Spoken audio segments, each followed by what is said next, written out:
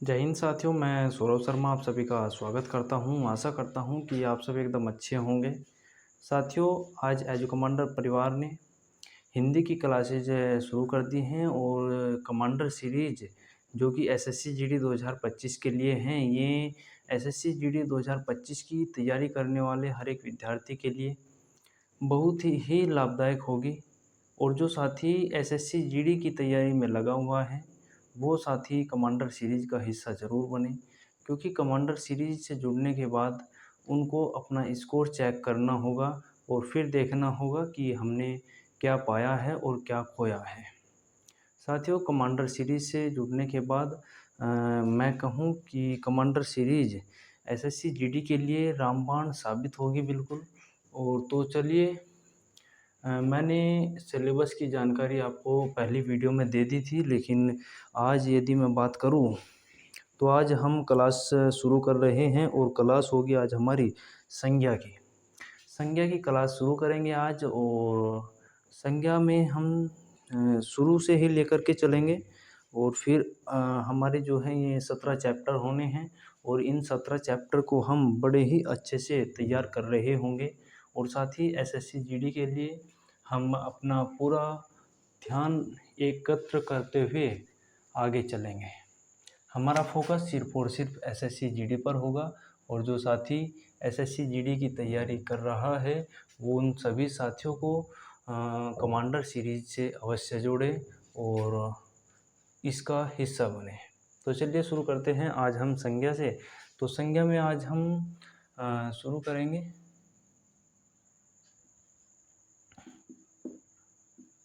संज्ञा। संज्ञा को हम शुरू करें, किसी व्यक्ति, वस्तु, स्थान और भाव के नाम का बोध कराए उसे क्या कहते हैं? संज्ञा कहते हैं।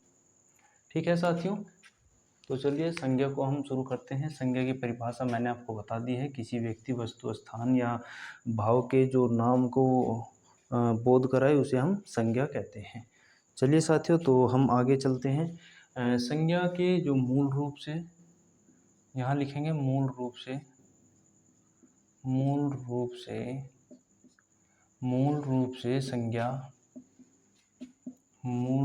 संज्ञा दो प्रकार होते हैं। मूल रूप से संज्ञा के दो प्रकार होते हैं। पहला होता है मूर्त और दूसरा होता है अमूर्त। सारे साथी नोट्स बनाते हुए चलेंगे साथ के साथ। अमूर्त में देखेंगे, सबसे पहले यहाँ पर आती है भाववाचक संज्ञा। भाववाचक संज्ञा। और मूर्त में आते हैं जिसको हम दृश्य रूप भी कहते हैं। दृश्य रूप, ये संज्ञा का दृश्य रूप होता है और अमूर्त को हम अदृश्य रूप भी कहते हैं।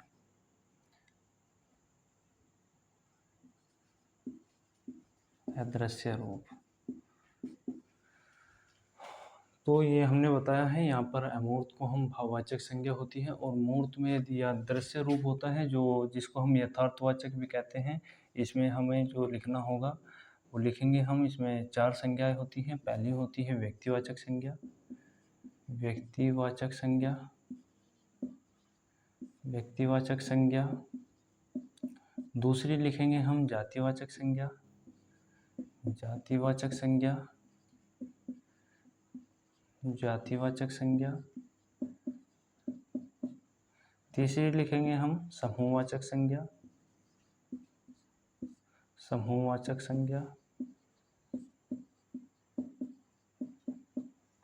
और चौथी लिखेंगे हम द्रव्यवाचक संज्ञा। द्रवनी वो द्रव्य होता है जिसको हम द्रव पढ़ लेते हैं कई बार, तो इसके हम यहाँ पर क्या करेंगे? द्रव्यवाचक संज्ञा। सारे साथी एक बार इसके अपने नोट्स बनाते हुए चलेंगे साथ के साथ। और मैं बात करूँ, अब ये हो गया।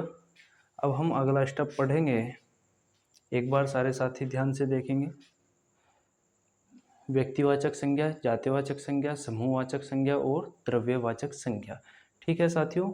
और इधर अमूर्त हो गया। ये अमूर्त में आता है क्या? अमूर्त में आता है भाववाचक संज्ञा। ठीक है। अब हम आगे चलते हैं। और प्राचीन हिंदी के अनुसार संज्ञा के भेद कितने होते हैं? 5 होते हैं। यदि यहाँ पर मैं बात करूँ प्राचीन हिंदी के अनुसार, प्राचीन हिंदी के अनुसार, प्राचीन हिंदी के अनुसार संज्ञा के भेद, संज्ञा के भेद कितने होते हैं साथियों? 5। ये 5 कौन कौन से होते हैं? मैंने अभी बताया है। व्यक्तिवाचक, जातिवाचक, समूहवाचक, द्रव्यवाचक और भाववाचक। यहाँ पर लिखेंगे एक बार सारे साथी। इन सभी को प्राचीन हिंदी के अनुसार यदि हम पूछ लेते हैं, यदि एग्जाम में क्वेश्चन आता है कि प्राचीन हिंदी के अनुसार संज्ञा के कितने भेद होते हैं, तो हम सभी लिखेंगे कि 5 भेद होते हैं। और यदि एग्जाम में पूछ लिया जाता है कि ये तो प्राचीन हो गया, आधुनिक हिंदी के अनुसार संज्ञा के कितने भेद होते हैं, तो आधुनिक हिंदी के अनुसार संज्ञा के 3 भेद होते हैं। वे कौन कौन से होते हैं मैं यहाँ पर आगे बताऊँगा। तो एक बार लिखेंगे इन सभी को, पाँचों को लिखेंगे एक बार, क्योंकि ये 5 लिखने का फ़ायदा आगे होगा, तो इसीलिए इन सभी को एक बार लिखेंगे। नोट्स करेंगे दोबारा से। व्यक्तिवाचक संज्ञा, व्यक्तिवाचक संज्ञा, यहाँ पर लिखेंगे व्यक्तिवाचक संज्ञा। नंबर 2 जातिवाचक संज्ञा, यहाँ पर लिखेंगे जातिवाचक संज्ञा। और नंबर 3 पर है समूहवाचक संज्ञा, समूहवाचक संज्ञा। नंबर 4 पर है द्रव्यवाचक संज्ञा, द्रव्यवाचक संज्ञा। और नंबर 5 पर है भाववाचक संज्ञा।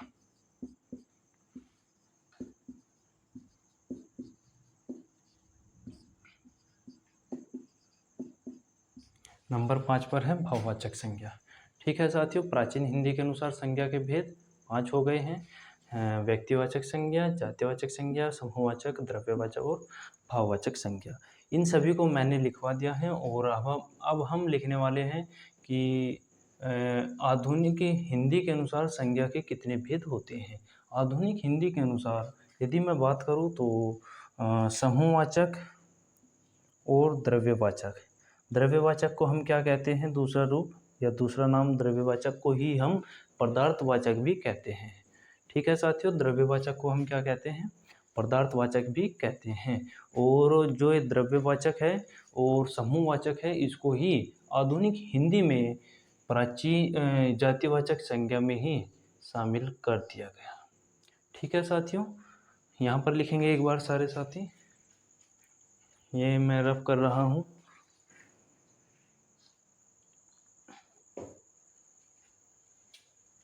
इसको मैं रफ कर रहा हूँ।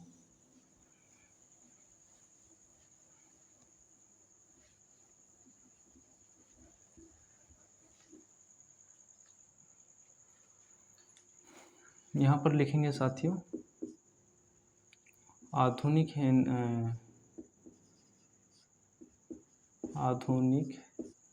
हिंदी के अनुसार, आधुनिक हिंदी के अनुसार, आधुनिक हिंदी के अनुसार संज्ञा के भेद कितने होते हैं?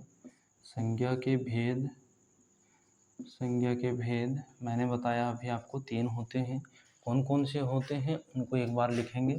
जितना ज़्यादा हम लिखने की प्रैक्टिस करेंगे साथियों, उतना ही अच्छा होगा, क्योंकि लिखने से हमारा जो माइंड होता है वो जल्दी कैच कर लेता है बातों को। और यदि हम रट्टाफिकेशन में चलते हैं तो फिर इतना अच्छा नहीं हो पाता है। जितना कि हम बार बार लिखने से प्रैक्टिस करते हैं ना, तो उतना अच्छा नहीं हो पाता है रट्टाफिकेशन से।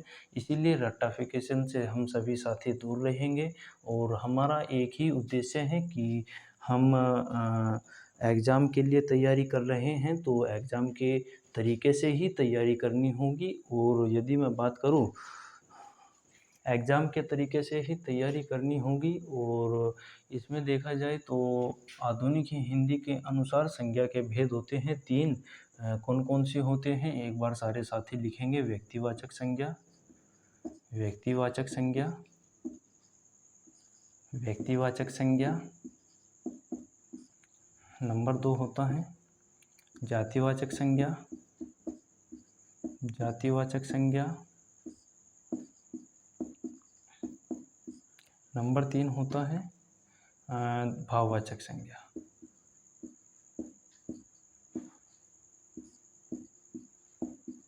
अब कुछ साथी सोच रहे होंगे यहाँ से कि एग्ज़ाम में कैसे क्वेश्चन बनेगा, तो मैं बता दूँ एग्ज़ाम में क्वेश्चन बनेगा कि आधुनिक हिंदी के अनुसार संज्ञा के कितने भेद होते हैं।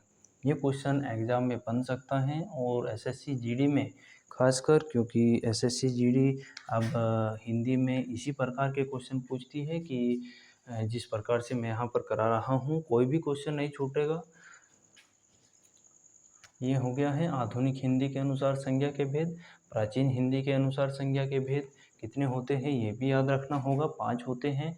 आधुनिक के अनुसार 3 होते हैं। मैंने बताया है कि आधुनिक हिंदी में ही जो ये द्रव्यवाचक होता है और ये जो समूहवाचक होता है, इनको हमने जातिवाचक में ही ऐड कर दिया गया है। तो यहाँ पर लिखेंगे इन दोनों को हमने जातिवाचक में ही शामिल कर दिया है, समूहवाचक, समूहवाचक और द्रव्यवाचक। द्रव्यवाचक को मैंने अभी बताया, दूसरा नाम क्या है, या एग्ज़ाम में आ जाए कि पदार्थवाचक संज्ञा, तो उससे भी घबराना नहीं है क्योंकि वो भी द्रव्यवाचक ही होती हैं। और यहाँ पर लिखेंगे द्रव्यवाचक संज्ञा, द्रव्यवाचक संज्ञा। ठीक है साथियों, तो अब हम आगे करने क्या जा रहे हैं, ये तो हमने सबने लिख लिया होगा, इसको रब कर देते हैं अब। या एक बार सारे साथी स्क्रीनशॉट लेना चाहते हैं या नोट्स बना रहे हैं तो इनको साथ साथ लिखते हुए चलेंगे। मैं एक तरफ हो जाता हूँ।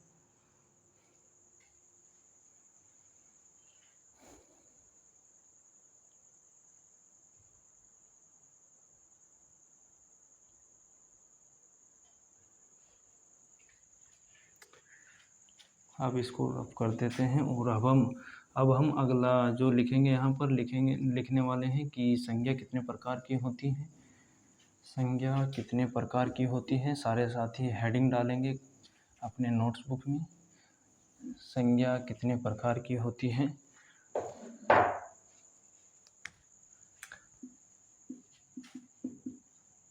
लिखेंगे एक बार संज्ञा कितने प्रकार की होती है।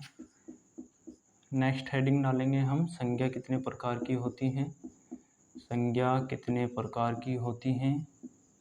सारे साथी लिखेंगे एक बार संज्ञा कितने प्रकार की होती हैं,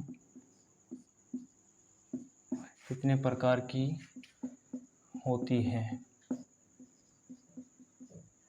तो यदि एग्ज़ाम में क्वेश्चन बनता है कि संज्ञा कितने प्रकार की होती हैं, तो यहाँ पर लिखेंगे संज्ञा 5 प्रकार की होती हैं। और यदि क्वेश्चन ये आ जाता है कि रचना के आधार पर संज्ञा कितने प्रकार की होती हैं, रचना के आधार पर संज्ञा कितने प्रकार की होती है, या निर्माण के आधार पर संज्ञा कितने प्रकार की होती है, व्युत्पत्ति के आधार पर संज्ञा कितने प्रकार की होती है, तो हम यहाँ पर लिखने वाले हैं। एक बार सारे क्वेश्चन लिख देता हूँ मैं यहाँ पर। जो साथी स्क्रीनशॉट लेना चाहता है मैं उसके लिए यहाँ पर सारे क्वेश्चन लिख देता हूँ। आधुनिक हिंदी के अनुसार, आधुनिक हिंदी के अनुसार, आधुनिक हिंदी के अनुसार मैंने अभी बताया है सभी को। आधुनिक हिंदी के अनुसार संज्ञा के भेद, संज्ञा के भेद कितने होते हैं।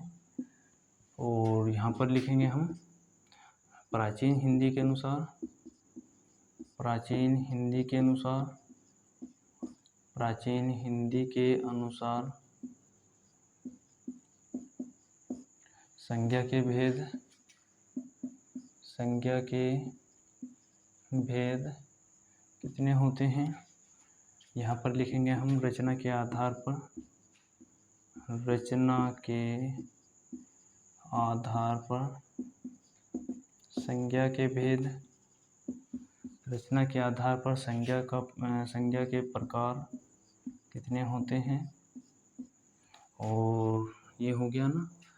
और लिखेंगे निर्माण के आधार पर, यदि निर्माण आ जाए एग्जाम में कि निर्माण के आधार पर संज्ञा कितने प्रकार की होती है, निर्माण के आधार पर संज्ञा कितने प्रकार की होती हैं, निर्माण के आधार पर प्रकार कितने होते हैं, निर्माण के आधार पर कितने प्रकार होते हैं।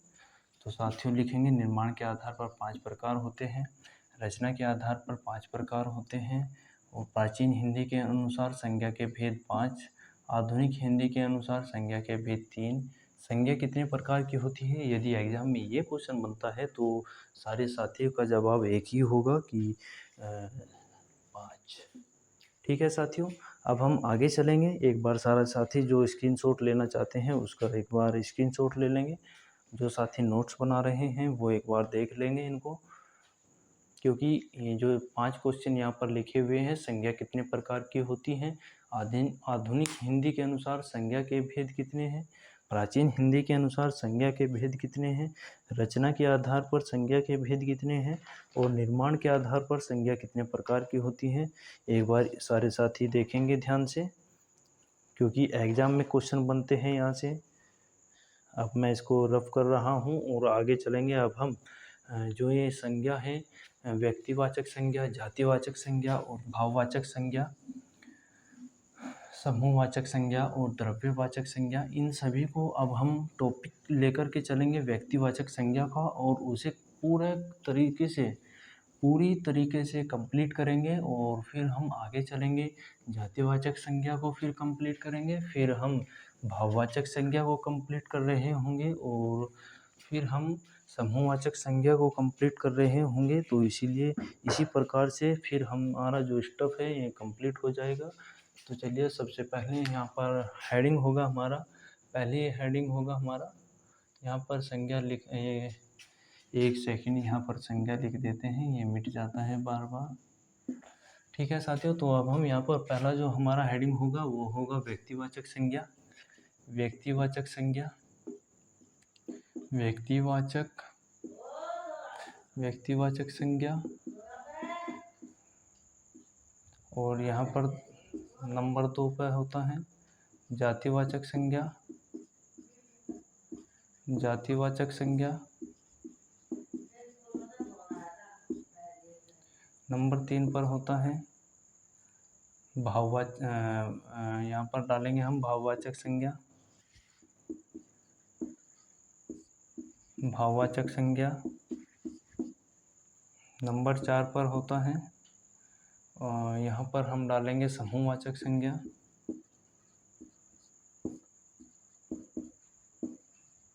समूहवाचक संज्ञा नंबर 5 पर होता है, नंबर 5 पर द्रव्यवाचक संज्ञा। द्रव्यवाचक संज्ञा।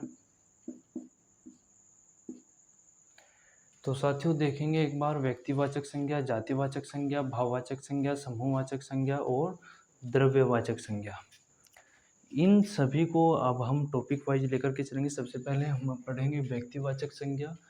व्यक्तिवाचक संज्ञा क्या होती है। व्यक्तिवाचक संज्ञा में व्यक्तिवाचक संज्ञा दृश्य रूप होता है, और प्लस जो एकवचन होती है सदैव एकवचन होती है।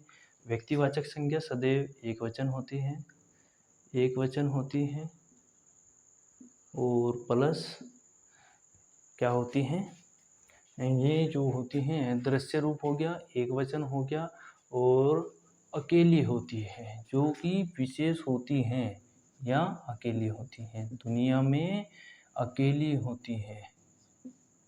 ठीक है साथियों, देखेंगे एक बार दृश्य, एकवचन और अकेले।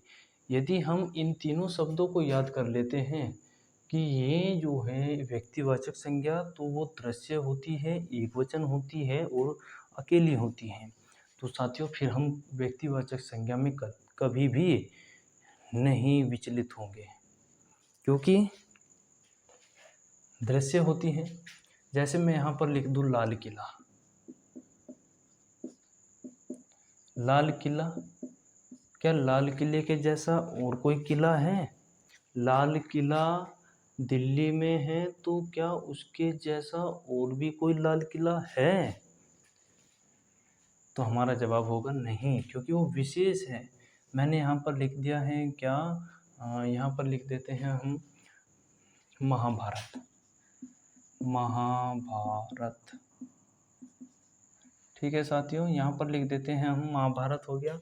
रामायण हो गया, रामायण। महाभारत, रामायण, क्या रामायण के जैसी और कोई रामायण है? रामायण अपने आप में एक विशेष है, और यदि विशेष है तो व्यक्तिवाचक संज्ञा होगी। ठीक है साथियों, अब आगे चलते हैं हम, और इसी के हम यहाँ से शुरू करते हुए अब हम पहुँच चुके हैं जातिवाचक संज्ञा में, और जातिवाचक संज्ञा को शुरू करेंगे, लेकिन उससे पहले व्यक्तिवाचक संज्ञा में आपका कोई डाउट नहीं रहना चाहिए, और यदि कोई डाउट रहता है तो फिर दोबारा से आपको क्लास करनी होगी, वीडियो आपको फिर दोबारा देखनी होगी साथियों, क्योंकि व्यक्तिवाचक संज्ञा में इससे बाहर ये 4 अक्षर लिखे हुए हैं, 3 अक्षर हैं, और यदि हमने इन तीनों को माइंड में अच्छे से सेट कर लिया तो व्यक्तिवाचक संज्ञा खत्म हो जाएगी। इस फॉर्मूले के आधार पर ही व्यक्तिवाचक संज्ञा होती है, और व्यक्तिवाचक संज्ञा के इससे बाहर कुछ नहीं आएगा एग्जाम में या एसएससी जीडी में, इससे बाहर कुछ पूछा भी नहीं जाता है। चलिए तो अब शुरू करते हैं जातिवाचक संज्ञा को। जातिवाचक संज्ञा को हम शुरू करेंगे, लेकिन उससे पहले हम इसका भी फॉर्मूला लिख देते हैं। इसका फॉर्मूला है दृश्य, ये दृश्य होती है, प्लस बहुवचन हो सकती हैं या बहुवचन बन सकती हैं, बहुवचन प्लस ये अकेली नहीं होती है, ये होती है क्या, ये जिसके जैसे और हो, जिसके जैसे और, जिसके जैसे और। तो देखेंगे एक बार, सारे साथी ध्यान देंगे इधर, और 1 सेकंड के लिए अपनी कलम रोक देंगे, और यहाँ देखेंगे दृश्य होती है, बहुवचन होती है, और जिसके जैसे और हो, इसका मतलब एक ही है कि ये जैसे मैं उदाहरण लिखूँ यहाँ पर और आपको एकदम समझ में आएगा। उदाहरण लिख देता हूँ मैं यहाँ पर, क्या उदाहरण लिख देता हूँ मैं यहाँ पर, नदी का उदाहरण लिख देता हूँ मैं, या गाय का उदाहरण लिख देता हूँ, नदी का लिख देता हूँ। अब आप देखना, क्या नदी एक ही है? नदियाँ किसका बोध करा रहे हैं? एक जाति का बोध करा रहे। यदि यहाँ पर लिखा जाता गंगा नदी, यदि यहाँ पर लिखा जाता गंगा नदी, यदि क्वेश्चन होता गंगा नदी, तो ये क्या है? इसमें नाम बताया गया है गंगा नदी, और गंगा नदी जैसी कोई और नदी है? तो गंगा नदी क्या हो जाएगी? गंगा नदी व्यक्तिवाचक में चली जाएगी, और ये व्यक्तिवाचक बन जाएगी, और गंगा नदी व्यक्तिवाचक हो जाएगी। इसीलिए नदी लिखा है खाली तो क्या होगा? जातिवाचक। और यदि नदी का नाम दे दिया, यदि नदी का किसी नदी का नाम लिख दिया तो फिर क्या होगा? फिर व्यक्तिवाचक में चली जाएगी। और यदि अब हम एक और उदाहरण ले लेते हैं यहाँ पर, लड़का, लड़का, क्या लड़के के जैसे और लड़के हैं? हाँ हैं। क्या यदि मैं यहाँ पर लिख दूँ किसी लड़के का नाम लिखा होता तो क्या उसके जैसे और मिलते? नहीं। तो इसीलिए लड़का है तो जातिवाचक संज्ञा में होगा। सारे साथी ध्यान देंगे एक बार हो। मैं यहाँ पर लिख दूँ पर्वत, पर्वत लिख दिया है, तो क्या पर्वत दुनिया में एक है? पर्वत दुनिया में एक है? नहीं ना। तो पर्वत क्या हो जाएंगे? पर्वत हो जाएंगे जातिवाचक। यदि किसी पर्वत का नाम दे देता, यदि किसी पर्वत का नाम दे देता तो फिर जातिवाचक व्यक्तिवाचक हो जाता। जैसे मैं लिख दूं यहाँ पर माउंट एवरेस्ट लिख देते, तो माउंट एवरेस्ट क्या दुनिया में 5-6 हैं? क्या अनेक हैं? क्या कोई जाति का बोध कराते हैं माउंट एवरेस्ट? नहीं ना। तो इसीलिए माउंट एवरेस्ट जो है वो आपका व्यक्तिवाचक में चला जाएगा, और यदि पर्वत है तो वो जातिवाचक में आ जाएगा। अब चलेंगे हम इसे जातिवाचक को ही आगे बढ़ा लेते हैं थोड़ा सा। जातिवाचक किसी जाति या उपजाति का बोध कराता है। ये एक हेडिंग बना करके लिखेंगे छोटा सा इसके नीचे ही। जातिवाचक किसी जाति या उपजाति का बोध कराता है, उपजाति का बोध कराता है, उपजाति का बोध कराता है।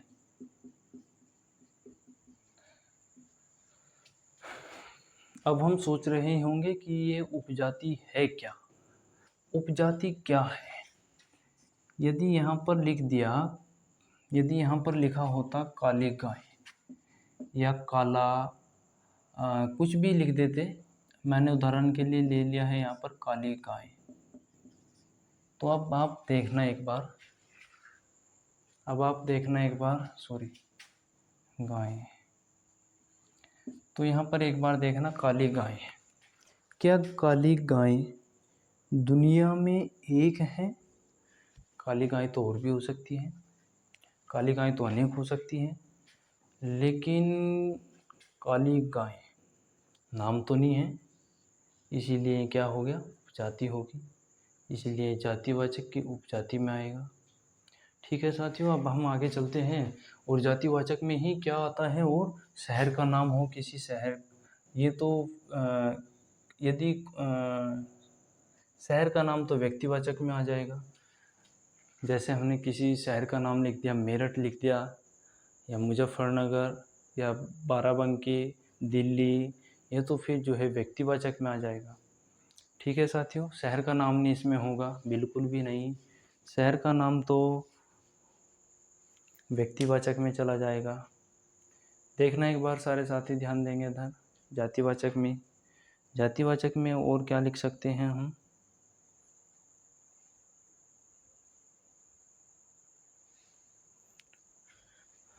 प्राकृतिक आपदाएं, जितनी भी आपदा होती हैं, आपदाएं किस में आती हैं? में जैसे भूकंप हो गया, ये सब किस में आएगी?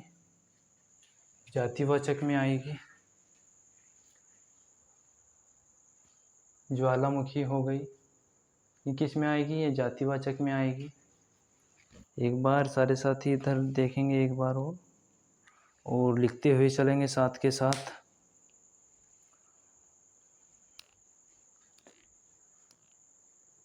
भाववाचक संज्ञा अब हम शुरू कर रहे हैं। और भाववाचक संज्ञा वह संज्ञा है जो भाव, गुण, दोष, अवस्था का बोध कराते हो।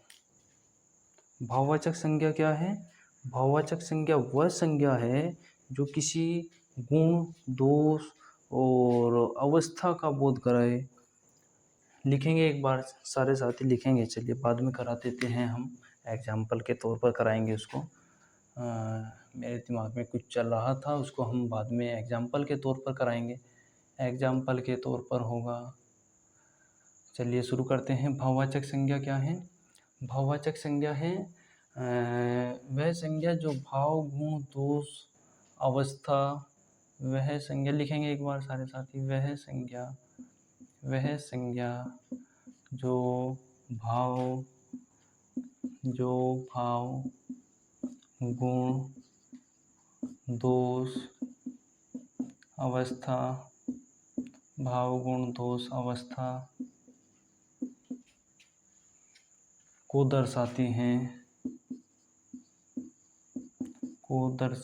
हैं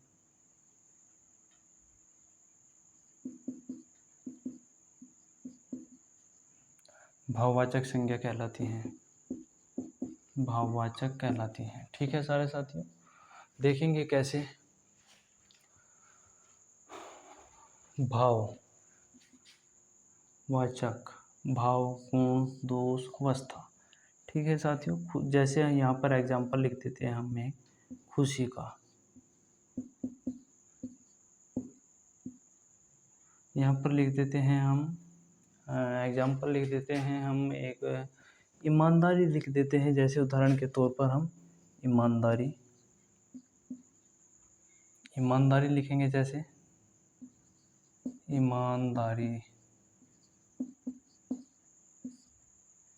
जैसे यहाँ पर खुशी हो गया, ईमानदारी हो गया। और गुण होता है क्या, जैसे अच्छाई का गुण, अच्छाई। अवस्था क्या होती है, बुढ़ापा, यौवन, बुढ़ापा। अब देखेंगे एक बार सारे साथी, जैसे हमने यहाँ पर लिखा है खुशी, ईमानदारी, अच्छाई, बुढ़ापा।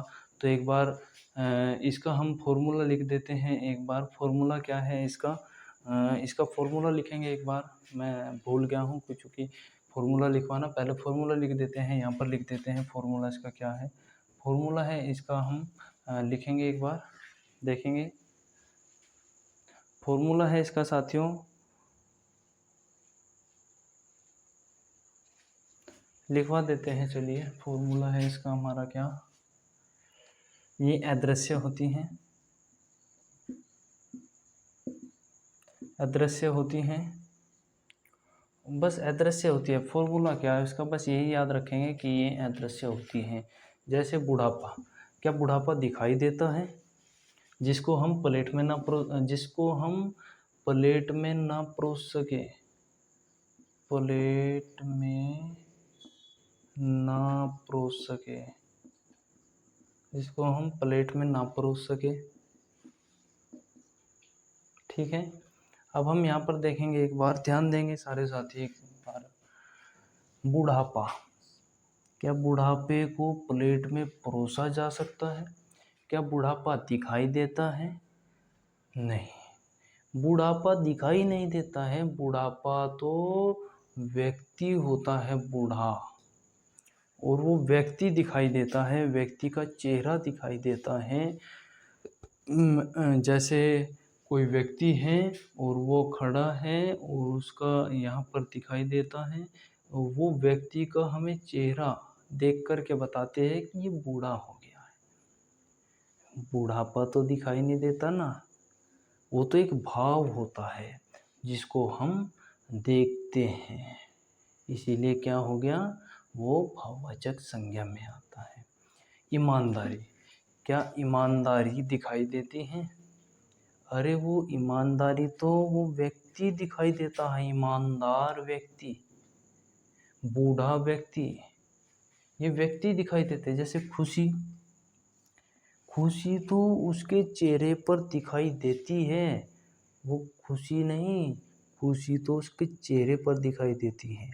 और वो चेहरे पर दिखाई देने वाले को हम क्या कह देते हैं कि खुशी व्यक्ति। अरे खुशी वो नहीं है भाई, खुशी होता क्या है, हम उस व्यक्ति की मुस्कुराहट को देख कर के कहते हैं कि यह खुश है। ऐसा तो नहीं कि कहीं हमें खुशी व्यक्ति दिखाई दे जाए, नहीं। व्यक्ति, यदि हम इसके आगे व्यक्ति लिख देते हैं तो क्या ऐसे लिखा जाएगा? एक बार ध्यान देंगे, क्या ऐसे दिखाई देगा? कैसे हम लिख सकते हैं इसको, या ऐसे लिख सकते हैं? देखेंगे एक बार, देख कर और अपने मन में जो है देख कर के एक बार अपने माइंड में इमेजिन कीजिए कि हम क्या लिख सकते हैं, खुशी व्यक्ति और सुखी व्यक्ति। अब ये फैसला आपको करना है कि हम क्या लिख सकते हैं। इसका जवाब आपको कमेंट बॉक्स में बताना होगा। साथियों, देखेंगे अब हम आगे, ये प्रश्न आपको कमेंट्स बॉक्स के लिए दिया गया है कि आप अवश्य बताएं क्या हो सकता है इसका। अब आगे चलेंगे और ये मैंने आपको बता दिया है। एक और उदाहरण ले लेते हैं हम।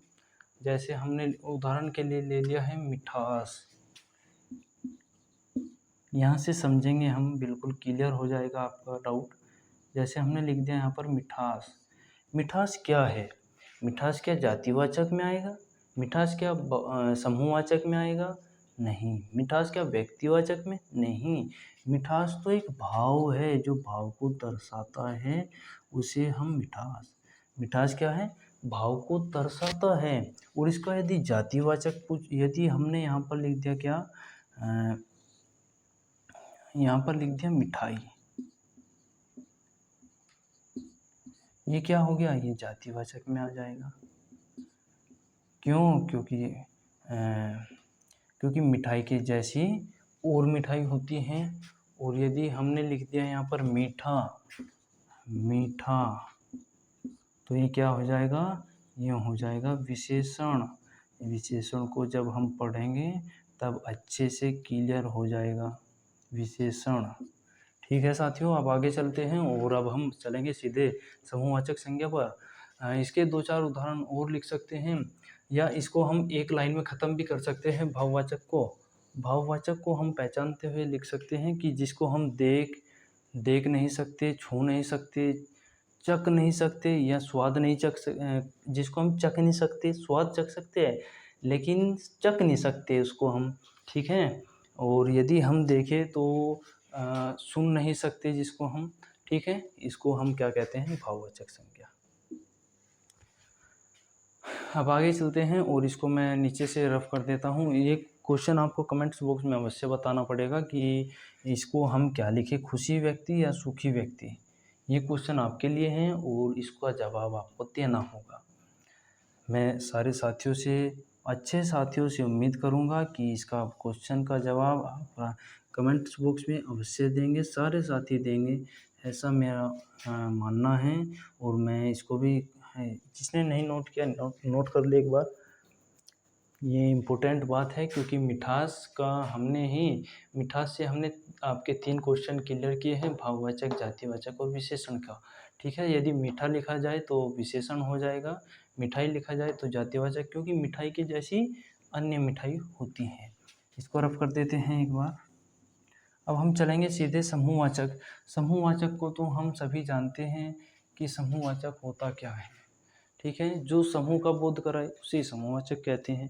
ठीक है साथियों, जो समूह का बोध कराए, जैसे आप सब हैं, कक्षा हैं, ये क्या है? समूहवाचक में तो आती है ना। एक सेकंड, चलिए लिखेंगे एक बार। समूहवाचक क्या है? समूहवाचक है जिसको गिना जा सके, जो समूह, या हम परिभाषा के रूप में लिखेंगे एक बार, जो समूह का बोध कराए, जिसको गिना जा सके, जो समूह का बोध कराए, जो समूह का बोध कराए, समूह का बोध कराए, जो समूह का बोध कराए, जिसको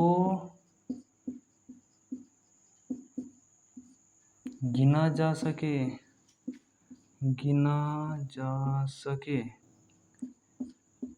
जैसे उदाहरण के तौर पर हम लिख लेते हैं, यहाँ पर देखेंगे एक बार, मैंने सीधे शब्दों में लिख दिया है, जो समूह का बोध कराए या जिसको गिना जा सके उसे हम क्या कहते हैं? समूहवाचक कहते हैं। एक बार सारे साथी ध्यान देंगे इधर, मैंने सीधे शब्दों में लिखा है जो समूह का बोध कराए और जिसको गिना जा सके। ठीक है साथियों, एक बार सारे साथी ध्यान देंगे। जैसे उदाहरण के तौर पर हम लिख लेते हैं, यहाँ पर लिखेंगे सारे साथी, जैसे कक्षा हो गया, कक्षा हो गया। जैसे यहाँ पर लिख देते हैं हम, पुलिस हो गया।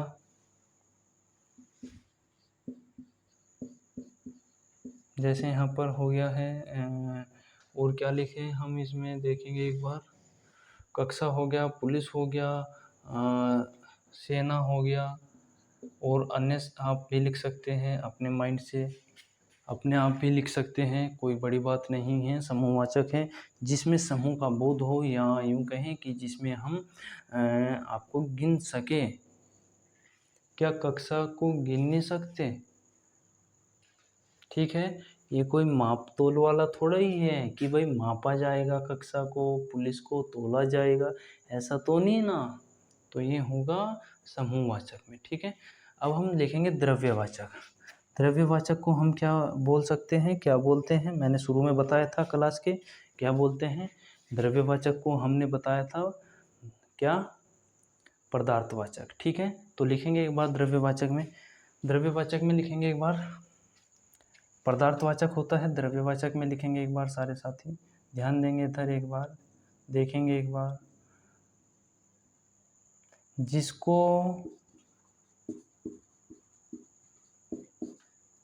मापा और तोला जा सके, माप और तोल, मापा और तोला जा सके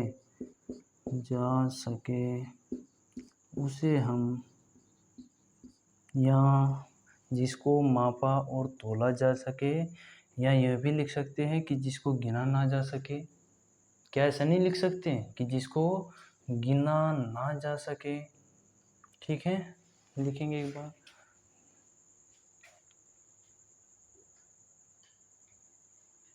ठीक है साथियों,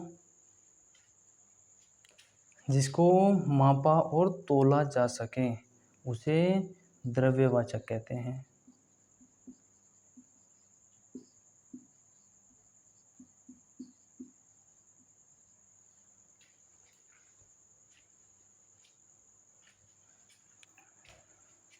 ठीक है, तो इसका हम लिख लेते हैं क्या आता है इसमें, उदाहरण के तौर पर लिखेंगे एक बार, उदाहरण के तौर पर लिखेंगे हम एक बार, सारे साथी ध्यान देंगे। उदाहरण के तौर पर क्या क्या आएगा इसमें, एक बार सारे साथी आप भी अपना माइंड लगाए, दिमाग से काम करें, क्योंकि साथी सफल वही विद्यार्थी हुआ है जो अपने दिमाग से चलता है। क्योंकि एक अध्यापक का जो होता है वो बता सकता है, लेकिन उसे उसके दिमाग में वो खुद ही डालेगा। क्योंकि जैसे दूध वाला होता है ना, कि वो दूध लेकर के तो आ जाता है, वो दूध लेकर के तो आ जाता है, लेकिन वो दूध अंदर तभी जाएगा जब हम गेट खोलेंगे, और गेट खोलने के बाद लेने के लिए जाएंगे। एक अध्यापक भी वही होता है।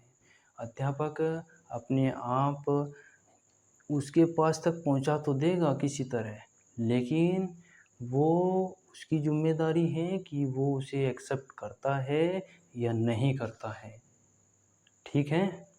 तो आप पर सारा फोकस होगा, आपका सारा फोकस यदि क्लास पर है तो आप एक अच्छे विद्यार्थी हैं। यदि यदि हम क्लास लेते समय हमारा ध्यान इधर उधर जाता है तो वो भी जिम्मेदारी आपकी होगी, क्योंकि मैं यहाँ खड़ा होकर के आपको बस क्लास करा सकता हूँ। आपके दिमाग में, आप क्या पता आपने दिमाग का ताला लगा रखा होगा, या नहीं समझते, मैं दिमाग का ताला तोड़ तो सकता हूँ, और पासवर्ड भी मुझे पता है आपके दिमाग का क्या है। ऐसा नहीं है कि मुझे आपके दिमाग का पासवर्ड नहीं पता, ये भी पता है। तो चलिए देखिए पासवर्ड क्या है, अभी लिख देते हैं हम यहाँ पर पासवर्ड। जैसे हो गया तेल, चीनी, और क्या लिख सकते हैं हम इसमें, दूध, पानी, अन्य आप भी लिखें सारे साथी, लोहा, सोना, चाय, जो भी आप लिखना चाहते हैं इसमें आप समझ चुके होंगे कि इसमें क्या आता है। और वो साथी एक बार ध्यान देंगे। और द्रव्यवाचक ये मैंने आपको करा दिया, समूहवाचक हो गया, भाववाचक हो गया, जातिवाचक हो गया, और व्यक्तिवाचक हो गया है। तो साथियों अब कलम हो चुकी है बंद। अब नहीं, अभी कहाँ हो गई है, अभी तो एक स्टेप, एक चीज़ और रह गई है इसमें, एक चीज़ और रह गई है। जैसे वस्तुओं का समूह भी हो सकता है, जैसे गुच्छा, तालियों का गुच्छा भी हो सकता है, या नहीं समझे। और क्या होता है, बस और तो कुछ रहा नहीं। चलिए तो साथियों क्लास आप बताएंगे कमेंट्स बॉक्स में कि आपको कैसी लगी। और हाँ, मेरा ये मोबाइल नंबर भी है, यहाँ पर लिख देता हूँ मोबाइल नंबर। मोबाइल नंबर है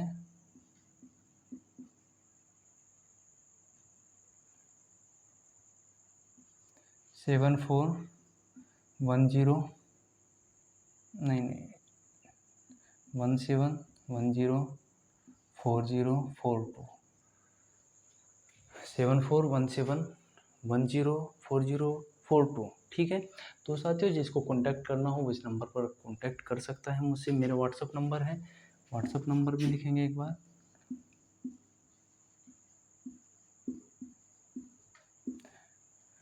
9368031496। ठीक है। और साथियों, इस वीडियो के डिस्क्रिप्शन में आपको जो वैकेंसी इन्फॉर्मेशन का ग्रुप है उसका लिंक भी मिल जाएगा, टेलीग्राम का ग्रुप, टेलीग्राम का लिंक मिल जाएगा, और व्हाट्सएप चैनल का भी लिंक मिल जाएगा। जो साथी चाहता है कि मुझे हर एक वैकेंसी की जानकारी हो, वो उस ग्रुप से अवश्य जुड़े, और मैं वीडियो लेकर के आता रहूँगा जो भी वैकेंसी होगी। क्योंकि साथियों, वैकेंसी की जानकारी होना सबसे ज़्यादा ज़रूरी है, चाहे हम कितनी भी बड़ी कंपटीशन की तैयारी क्यों ना कर रहे हों। आज हर एक साथी के पास इसकी जानकारी होना ज़रूरी है। साथियों, तो चलिए कल फिर मिलेंगे हम संज्ञा की दूसरी क्लास में। संज्ञा की आज पहली क्लास हमने करा दी है। आप बताएंगे कि ये क्लास आपको कैसी लगी, ये तो बताएंगे ही, साथ ही साथ आपको उस व्हाट्सएप चैनल से भी जुड़ना होगा और इस चैनल को आगे भी पहुंचाना होगा। ये आपकी जिम्मेदारी है। जितनी मेरी जिम्मेदारी है वो मैं निभा रहा हूं, और जितनी आपकी है वो आपको निभानी होगी। साथियों, मज़ा आता है तब जब हम कुछ करते हैं। यदि हम कुछ नहीं करते तो मज़ा किस बात का। ज़िंदगी मिली है तो कुछ करके दिखाओ। अगर वक्त ख़राब है तो बहाने नहीं, उसे बदल कर दिखाओ। जज्बा और जुनून हर किसी के पास है, और हिम्मत हारने वाला कोई नहीं है। इस क्लास को देखने वाला कोई भी विद्यार्थी हिम्मत हारने वाला तो नहीं है। मिलते हैं कल एक नई और शानदार क्लास के साथ। तब तक के लिए आप अपना अच्छा रिवीजन करते रहिए और अच्छी पढ़ाई करते रहिए। अन्य सब्जेक्ट के लिए भी हम कुछ करेंगे, लेकिन पहले एसएससी जीडी की जो हिंदी है उसको हम ऐसा कर देंगे कि एसएससी वाले ये पूछना भूल जाएंगे कि पूछे क्या। फिर भी ये जो आसान क्वेश्चन है, जितने आसान क्वेश्चन पूछे जा रहे हैं एसएससी में, गद्यांश से 5-5 क्वेश्चन आते हैं, और वे 5-5 क्वेश्चन ऐसे होते हैं कि आप उन्हें देखते ही कर देंगे एक क्लास लेने के बाद ही। ये जितनी मैंने अभी तक करवाया है, ये जितने समय हो चुका है, जितने समय में मैंने सब कुछ करवाया है, ये सब इनसे कम से कम नहीं, आपको 1-2 क्वेश्चन तो अवश्य मिलेगा। हिंदी में आपका स्कोर 20/20 होना चाहिए। मज़ा तो तभी आता है अगर सफलता से हो वास्ता, तो एजू कमांडर ही है रास्ता। जय हिंद, जय भारत।